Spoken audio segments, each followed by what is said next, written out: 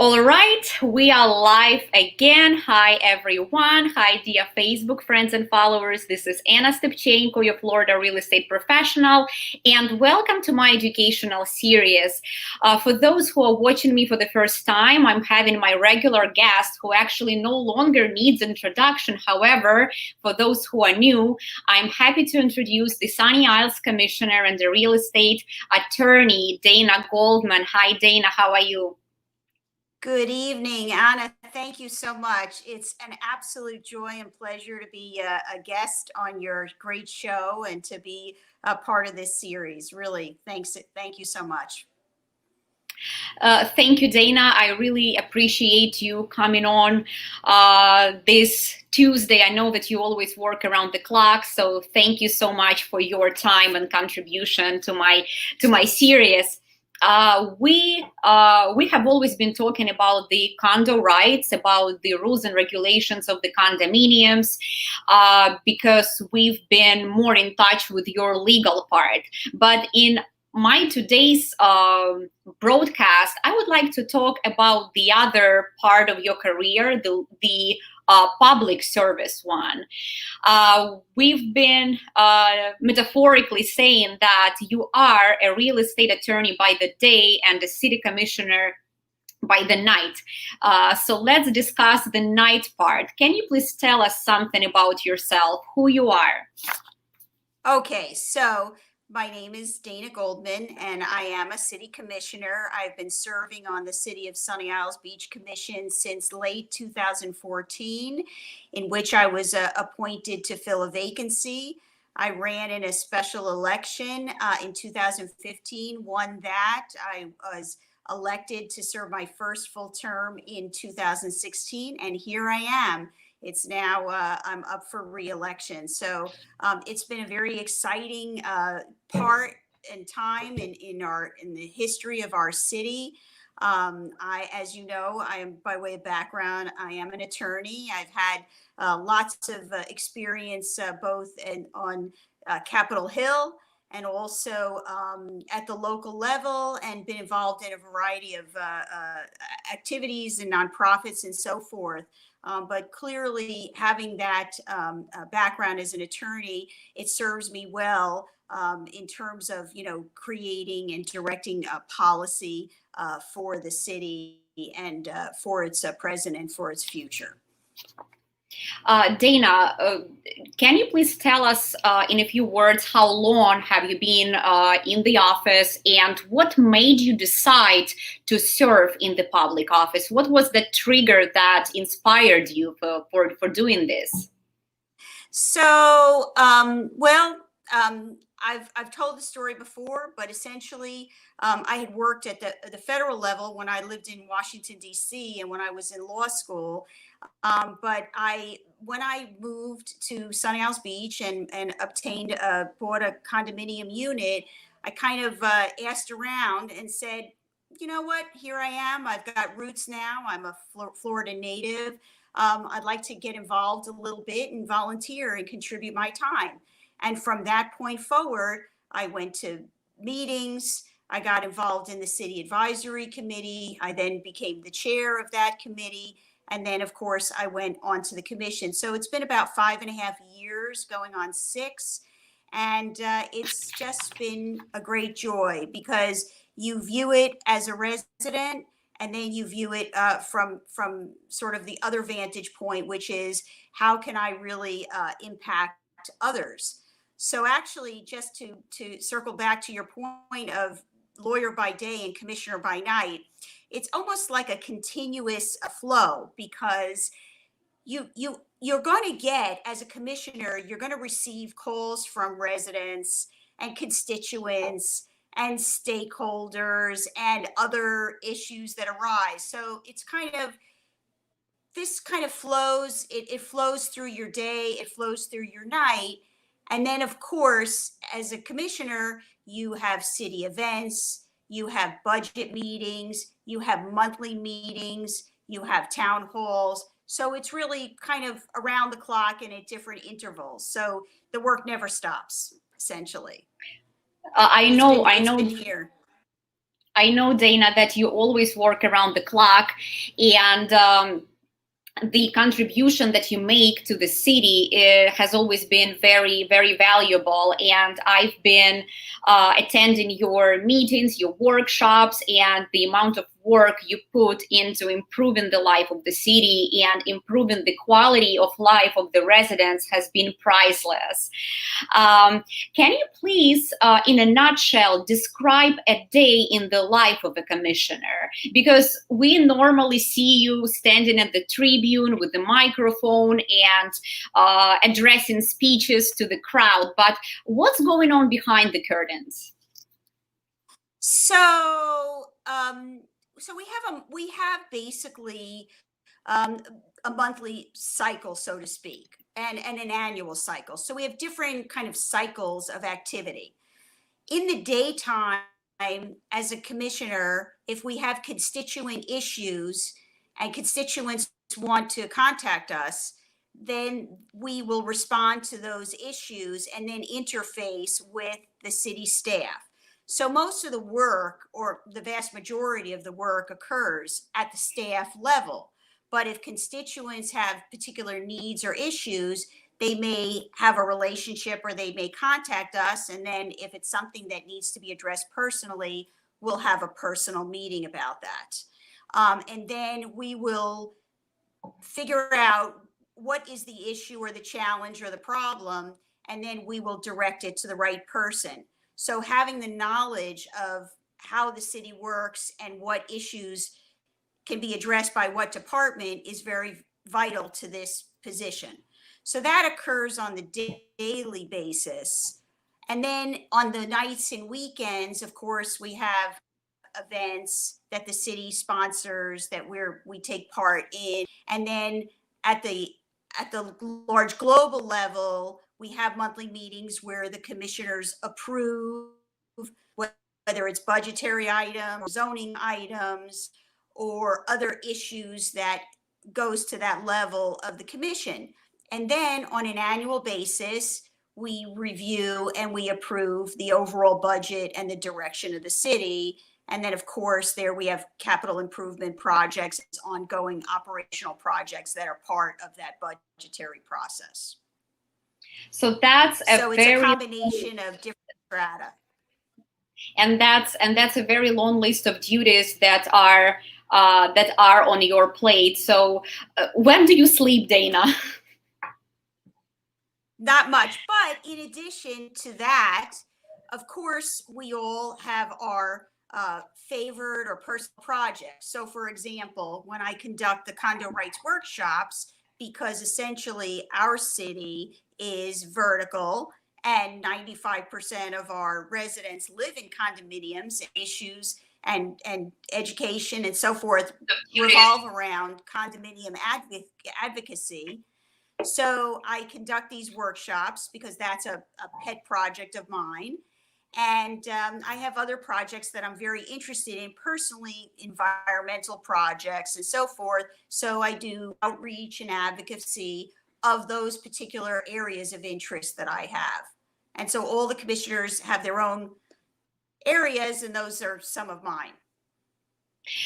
Well, and so no, I don't. And then the sound is a little truncated right now. So if there are areas or issues where we want to advance, then we would try to adopt a resolution or get an ordinance adopted to establish greater policy on specific items or specific areas. Dana, and the next question I want to address in particularly to the city of Sunny Isles. Sunny Isles is considered to be a Florida #1 Riviera, and I think because of people like you, because of the dedicated politicians, the city has transformed from a 3-row motel, which it was called back in the 40s and 50s, into that luxurious little nest in the heart of South Florida. Can you please tell us something interesting about the city of Sunny Isles Beach? Why have you chosen to be a resident of the Sunny Isles? Well, there are two primary drivers as to why the city has become what it is. And as you know, the first rule of real estate is location, location, location. So our Absolutely. location is idyllic, right? We're just at the nexus of Broward and Dade. We're in that North Dade area. Our location is phenomenal. Our beach. So we have this great location in Miami-Dade County, and we have our greatest asset, which is the beach. And so those Sure. two factors are very important. And for me, having a townhome on the water was a great draw. And I think those two factors really make it unique. And it's clearly why the developers 20 some odd years ago scooped up all these properties, because they knew with those two factors that they would have a great opportunity to, bring for some very unique and wonderful projects that would be applauded by the citizens.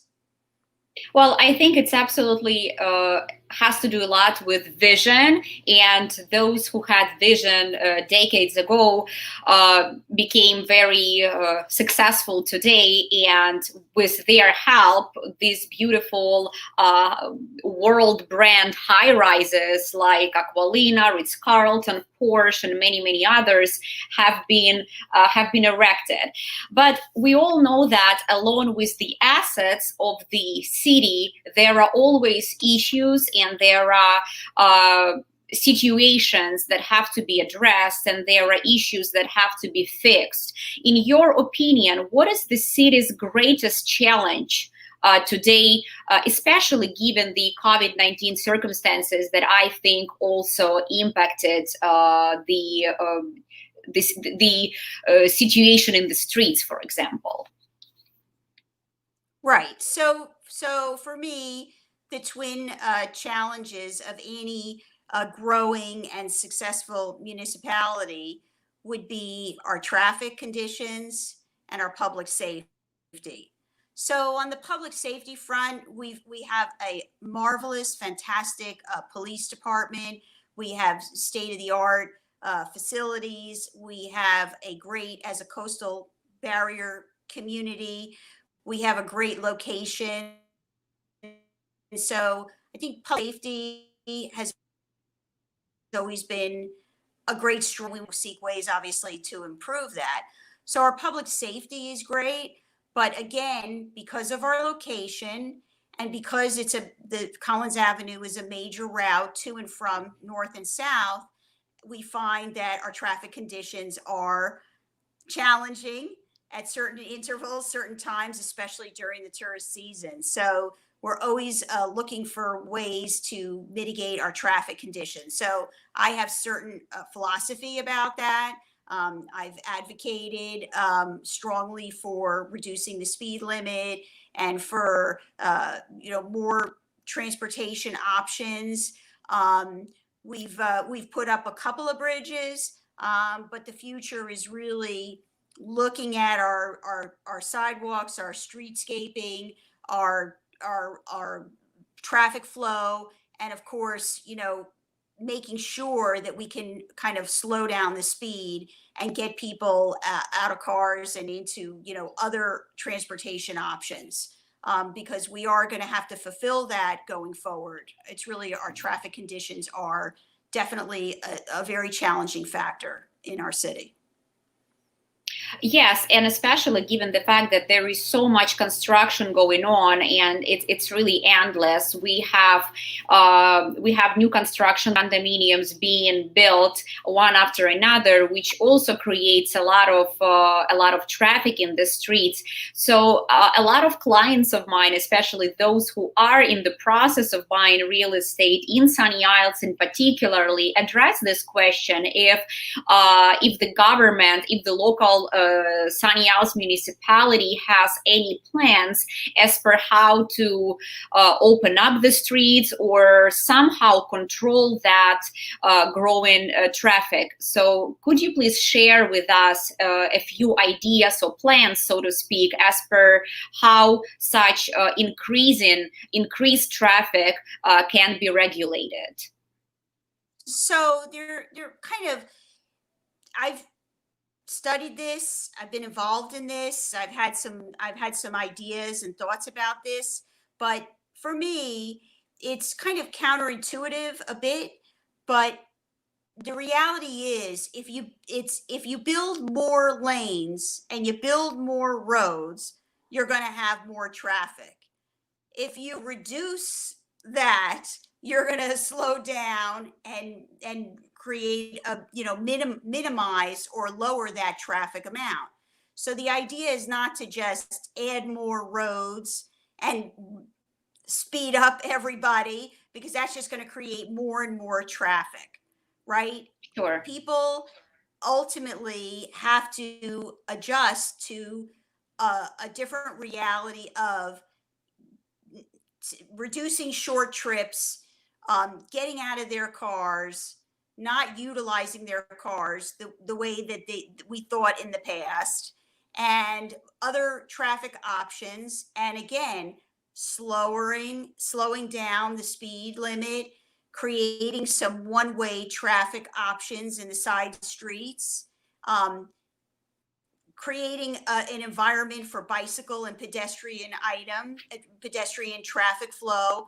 All of those things will add to that. Of course, there's been a lot of discussion and future plans for traffic signalization, where the signal lights are more synchronized to get better traffic flow. And then, of course, from an enforcement standpoint, I think the city has made some improvements to getting loading trucks off of the main streets, enforcing that they have to use their loading dock areas, and don't block certain areas at peak travel times and so forth. One day the city will be built out, so we won't have these kind of lane closures for construction purposes, but certainly there can be some accommodations, I believe, for bicyclists and pedestrians that we have yet to really understand, how important that is and how that's going to Yes. work. Yes, absolutely. And we are really looking forward to the day when the city will be fully built. And I think we are getting very close to that deadline, because there are only a few lots left. So these are the good news. But on the other hand, I think these lane closures are worthwhile, just because the new construction brings so much value to the city, so much value to the community, and so much economic value or monetarily value, so to speak, to the city. So I think after all, these are good news for us. And construction is always a sign of a healthy market, because developers would never build on a land that they do not see potential in.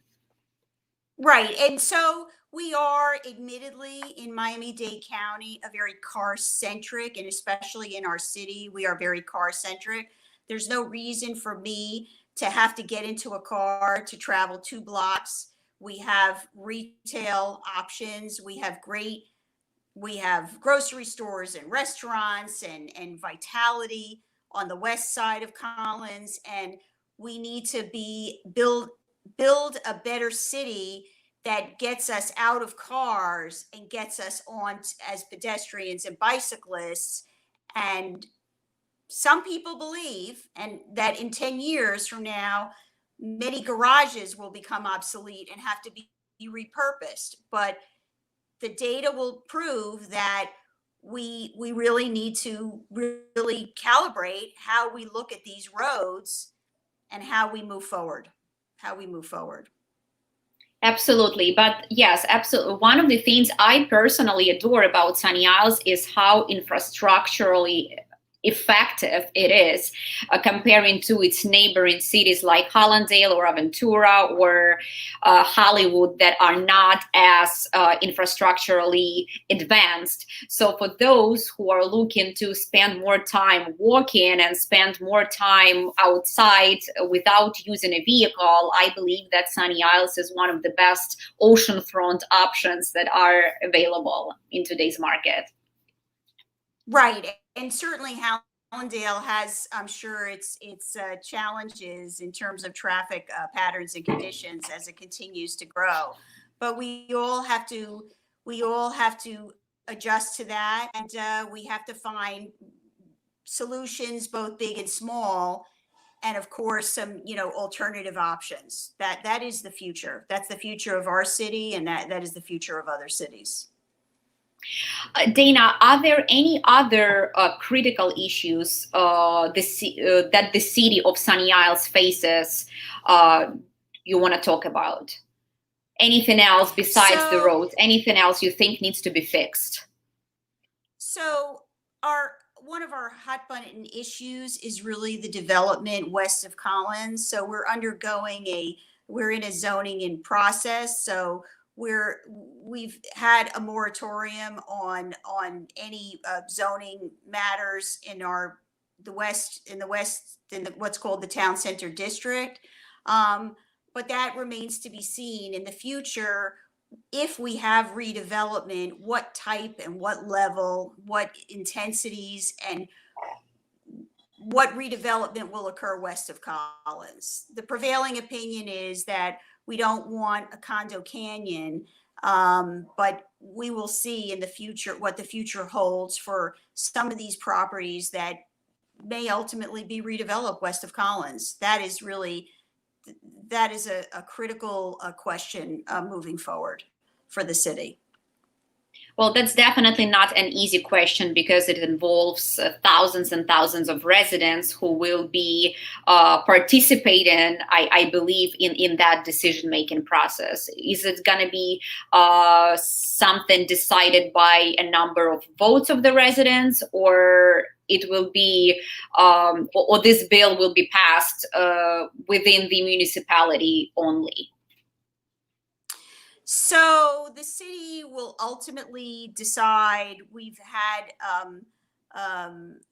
some hearings, some charrettes, and some meetings about what we call our town center district, but it's still up in the air as to what will ultimately be presented to the commission for their review and approval. But whatever zoning we put in place, and any adjustments to our zoning for the future of the redevelopment of this area, it's ultimately the decision of the property owners as to how they want to redevelop their properties within the applicable zoning or entitlements that they have. So we can direct what we would like as the policy making body, as the commission. But ultimately, the property owners will determine by market conditions, how they want to redevelop their properties. Yes, and that's definitely that. And that's a tough choice to make. Right, and that is very difficult because you are absolutely correct that most of our residents really live west of Collins. Absolutely, so and east of Collins. Yes, and east of Collins is even when you drive at night, you can see the difference between the lit up balconies and windows on the east of Collins and west of Collins. It's quite a difference, quite a contrast. Right. I mean, we may want different retail options on west of Collins and some of the arcade shopping plazas or some of the other plazas. But ultimately, if McDonald's has a profitable venture and they want to have a McDonald's west of Collins, that's their property, right? And that's a market condition that we don't necessarily control. Absolutely. We can guide it and steward it, but we can't ultimately make the decision as to how properties are going to be redeveloped. Dana, for you as an affluent commissioner, what are your main priorities in public office? So I have several. Think traffic and public safety are at the top of my list of priorities. Condominium living, advocacy, education, and reform. That's at the top of my list. Quality of life. I was a catalyst for what is now going to be our senior center, will be shortly opening in Gateway Park. Um, I'm looking for accountability and transparency in government. Also, I'm a big environmentalist and an advocate and an activist for environmental causes. I'm a deep believer in the impacts of climate change and flood prevention and adaptation strategies. So whether it's banning of the straws or prohibiting polystyrene in public spaces or dealing with fish kill or pesticides. Environmental causes are very core values, and want to see the city continue to move forward in environmental advocacy. So those are some of the areas that interest me, and of course, programming for our senior citizens, programming for our youngsters, and continuing with our great school. Those are the areas of interest of mine and for the city. Dana, well, definitely that legal baggage that you have, that legal platform of yours, give you a lot of leverage among other colleagues of yours, and I would say contenders who are running for the re-election with you right now. Because with all of these tools and knowledge, you can make a difference, not only by words, but also with your actions. And my next question will be, there are a lot of people who will be voting for the first time in their lives this November, and there are a lot of people who didn't get a chance to vote for you in 2014. So, what would you say to those who will be voting for the first time? Why should people give their vote for you? I am experienced, knowledgeable, responsive to the needs of the community. I'm there for our residents, and I'm an innovator and a policymaker, and I know how to deliver, and I will continue, if reelected, to do exactly what I've done in the past, which is to serve the needs of this community, and that's it in a nutshell.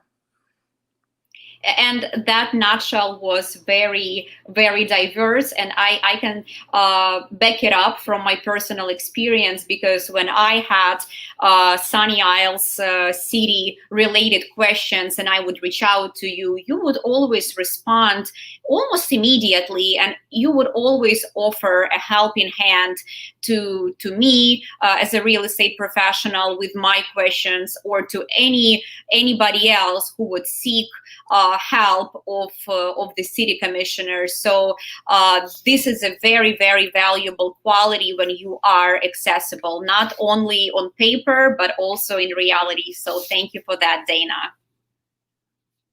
Thank you so much. It's been a pleasure to be a guest on your program. And again, I hope to continue to serve the needs and the interests and the desires of our residents. I love our city, and I'm here to provide my knowledge, my experience, and my service to the community on a go-forward basis.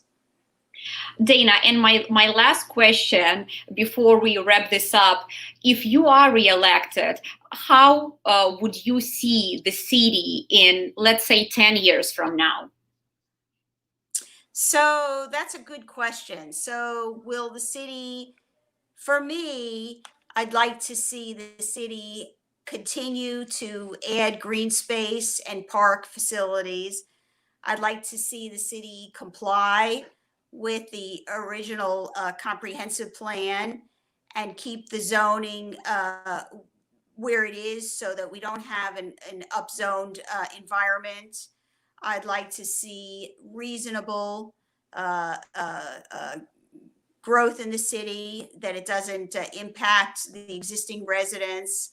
I'd like to see the continuation of service to all of our populations, and the growth of our community and community spirit and outreach. And I'd like a clean beach. I'd like to get rid of the polystyrene and really have clean waters, clean quality of water, and just a pristine, beautiful, magnificent beach for all of our residents. Well, God willing, these plans and these visions of yours will come to their fruition. The community stands with you, Dana. Thank you so much for giving the time, and thank you so much for this beautiful interview. And I will definitely see you in my next series, and we will talk more about your real estate legacy as an attorney and about your public service. Terrific. Thank you so much. Thank you, Anna. Thank you, Dana, and thank you everyone who has been watching. It's been a pleasure. Bye. Bye-bye.